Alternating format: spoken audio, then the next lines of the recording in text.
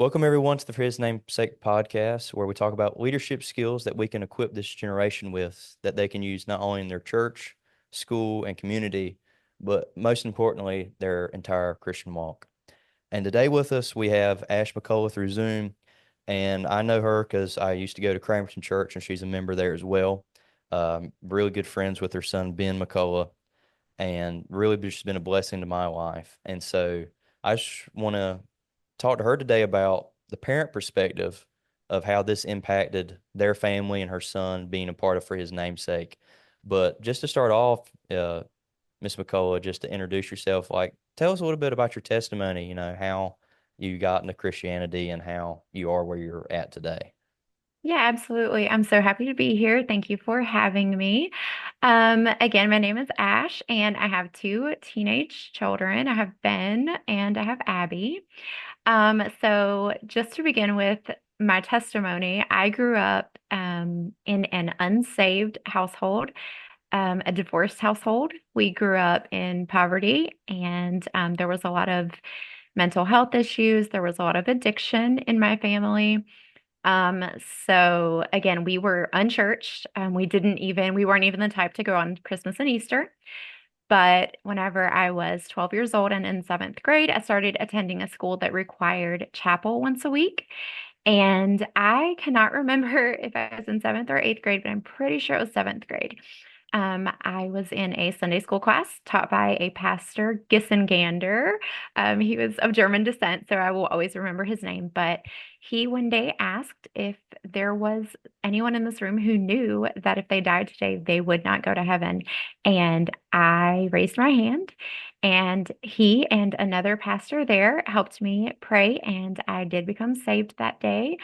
However, once I stopped going to that school, I was taken out of the environment of church at least once a week, and then there was no Bible reading. I didn't even own a Bible. And then, of course, back then, we did not have apps on our phone where I could have access to a Bible. So I was taken out of that environment and I was back with my family. And again, no church, no Bible. The only people that I did know who went to church, to me, it seemed very hypocritical. So I didn't even want anything to do with church.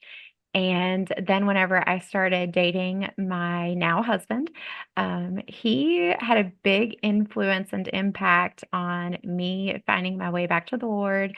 I've rededicated my life. Oh goodness, probably 16 years. We've been married 16 years, so at least 16 years now, I have been walking with the Lord.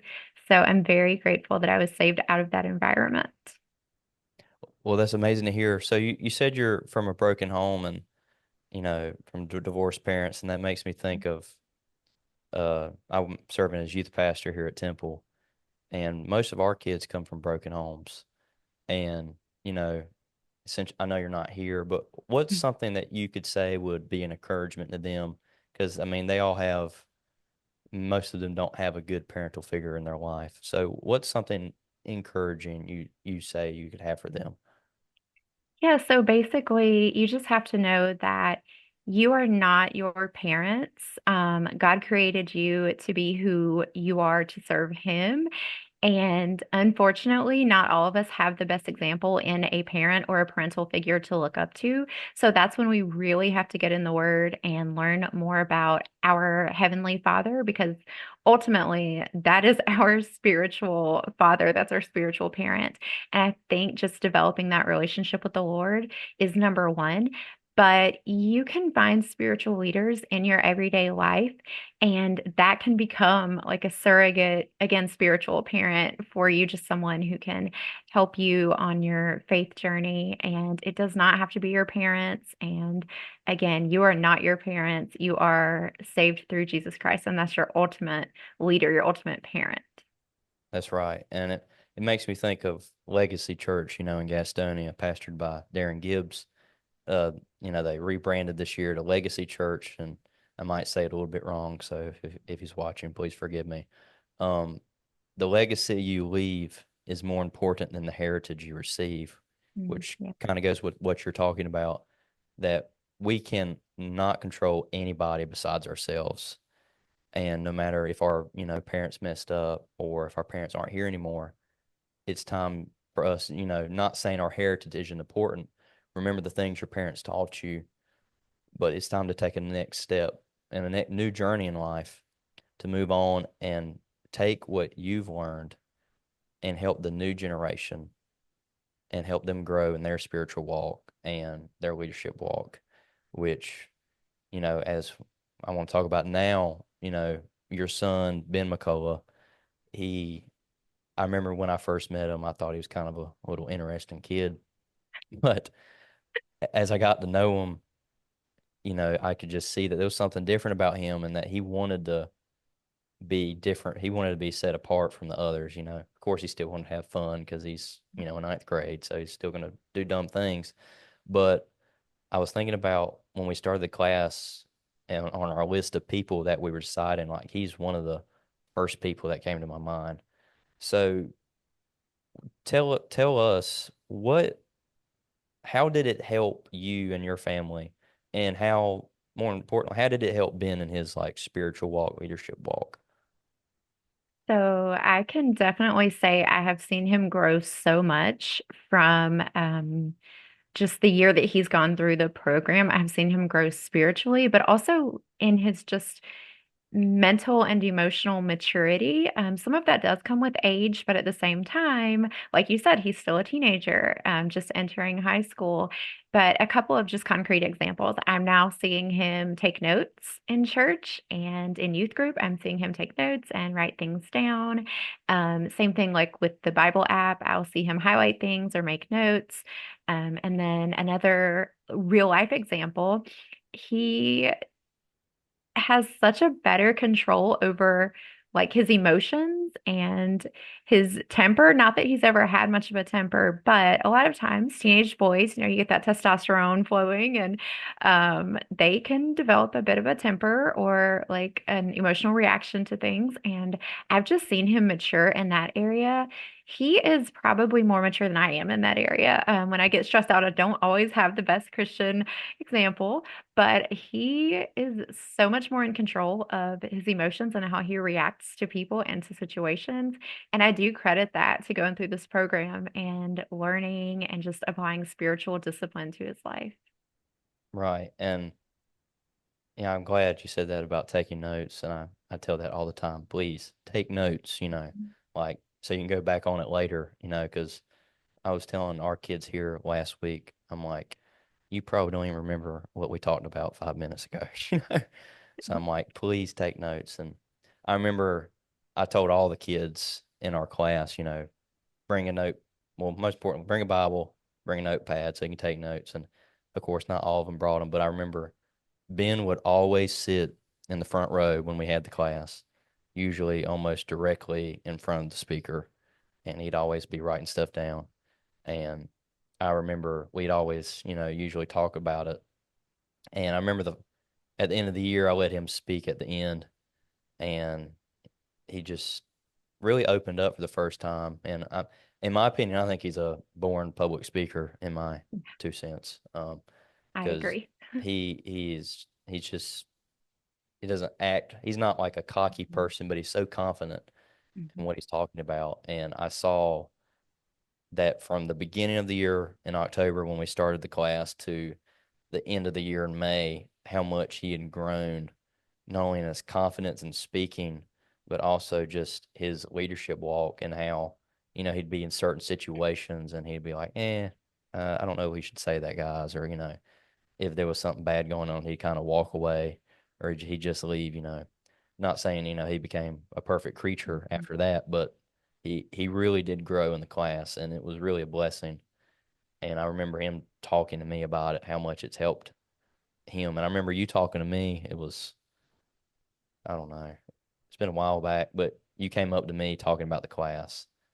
And it was really just a blessing to me knowing that it actually did impact somebody, because that's the whole reason we did it, was just to help people and help these kids with their leadership walk and in whatever way they could grow. But I'm beyond, I know you are too, but I'm beyond proud of Ben and how much he's grown. And not only Ben, but well, we'll say most of the boys in the class. Not all of them. We had a few strugglers, but it's okay. Um, but they all grew, you know, this past year, and I really I love to hear. Many of them texted me since I've been away, talking about what's been going on, and just like wish we could still do this class, Yeah. and I mean, unfortunately, of course, I can't be there, being on the other side of the state now, but this podcast is really our lessons. Um, so he's probably gonna go back and listen. It's like, oh, why'd you talk about me? Whatever. But I will say that he was probably one of my favorites in the class, and I'm so proud of him and how much he's grown. And I would always, ask him, like when I had a question about the class, I'd be like, Ben, what do you think about this? What do you think about this, Ben? Like, please help me out. Mhm. And he just helped me out so much. But, you know, going through that, and I know it's not only a blessing to you as the parent of Ben, but not only a blessing as me as the person that led it, but it's a blessing to the teachers at school, his fellow friends, people at church realizing he's getting more involved, and that he wants to step up and help out more since he's been in the class, which is just amazing. And I can't even take any of the credit. It's all God. At the end of the day, it is all God moving in his life, and wherever he's tugging his heart to do in the future, I hope that it is a blessing to so many people. But now in transition, we can stop talking about Ben. And what do you look for in the future for his namesake? Like, what do you hope for, not only just for the ministry in general, but also, what do you hope for in your son Ben? Yeah, so I definitely want to see the program continue to grow because the changes that I've seen, not only in Ben, but I do have contact with some of the others who went through the program through just friends and through the church. And I've seen a change in a lot of those boys for the better. So, and that was just going through it for what, 8 months. So I would love to see it grow and expand. I'd love to see maybe you train other people who can teach the class. I would love to see that. The podcast is great. I'm excited. I'm going to be listening right along with everyone else. So I'm very excited for that. I just love podcasts in general. So this one will be right up there with all my favorites. But yeah, I just want to see it continue to grow. And as far as what things I'd like to see for Ben and the other young people who went through the class, I just want to see them continue on their spiritual journey. I don't growing closer to God and growing more in His Word and continuing with the good habits that they learned. I don't want them to drop all of those habits just because they are no longer in the class every week and just because they not all of them will continue to have communication with you or be as close as you guys may have been during the classes. I want to see those guys just continue to grow in the Lord and continue in his word and in their leadership, whatever that may be. Like we said about Ben, I agree. I think he's a very talented speaker. So I want to see him use that for the glory of the Lord. I want to see him use that to maybe encourage others. So I just want to see all of this positivity continue, and I want to see these boys continue to grow. And of course, I want to see for him, for his name's sake, continue to grow and succeed and impact others for the kingdom. Right. Well, thank you for that. And, it makes me think about, and I said it on the last episode, and we say it, we said it every class, that it's not about us at the end of the day. It's all about him. It's all about God. And that, no matter how big or small this ministry gets, that it'll all point back to Christ, and that the people that are impacted by it will all point to Christ, because at the end of the day, he is the only reason that any of this is possible. He is the only reason that we are in the leadership positions that we're in. He's the only reason we are living today.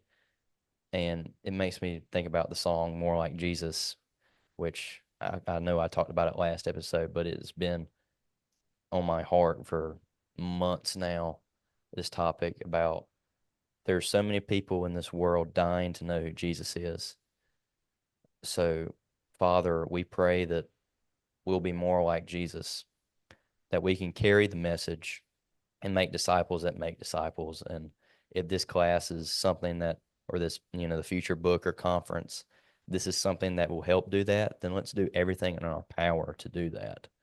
And I know that we can empower the young generation with these leadership skills, but the main way to do that is to pray for them. Because at the end of the day, especially since our class this year at Cramerton's going to be through this podcast, the only way, well, there's not even really a way. I have no clue if they listen to this or not. They could, I've told them, I had no clue. It's all up to y'all now. I'm not there constantly reminding you, hey, we got to meet this day. So at the end of the day, it ends up being with them, and they have to make the decision. They have to end up reading their Bible and praying every day and growing closer to God, because that is what's important. That at the end of the day is what really matters, that they are growing closer to God in their spiritual walk. And that is what the focus is for his namesake, helping the kids grow in their spiritual walk. So anyways, do you have any, last comments, last thoughts about any of this? Like with Ben, what do you hope to see with him in the next year? So again, I just want to see him continue to stay in the word, and all of these young people just stay in the word, just continue to grow your relationship. And something that I hope that everyone can take away from this is kind of get outside your comfort zone a little bit. I know this class maybe wasn't comfortable for everyone to begin with, but get outside your comfort zone because God has great things for you. And that's the only way you're going to reach other people. I would love to see them reaching other young people because I feel like it's so much more meaningful sometimes, especially in high school and middle school, coming from your peers to see someone who stands up for Jesus, someone who stands up for what they believe in. It's so much more impactful to see that again from your peers at that age. So I just want to see them do that. I want to see them standing firm on the word, and yeah, just continue to grow, but to continue to influence others as well in whatever area it is, whether it's school or church or on a sports team. We all have areas in life where we can grow and where we can impact others. So I just want to see that for all of them. Right. And I feel the exact same way. And I'll say this in closing. Um, you said getting uncomfortable, not just staying in the comfort of what you are comfortable with. And one of the classes I remember, and Brother Marcos, our youth pastor at Cramerton, talked about it all the time. And he said, you got to get comfortable being uncomfortable. There's going to be times in our walk with Christ and, being a leader, there's going to be those hard times and stuff that's going to be like, oh, I don't want to do that. For instance, somebody that sits in the corner that might be the weird person, but as Christians, we should go talk to them because that's what Jesus would have done. So we should do it as well. And will it be uncomfortable? Oh yeah, definitely so. Would it be uncomfortable to confront some people that are doing some sin that they just don't want to accept that it's wrong? Yeah, it's going to be uncomfortable. But at the end of the day, that's what we're called to do as leaders and followers of Christ. So we have to remember, get uncomfortable. Just don't sit in your room. It's time to step up and go and change the world for Christ. But anyways, thank you so much, Ms. McCullough, for joining us today. Hopefully I can have you on again sometime soon, but I'm really praying for your family and Ben, as, going into that transition into high school, but praying for all the guys as well. So thank you so much for joining us today. Yep. Thank you so much for having me. Lead on, good shepherd, I'll follow all my days.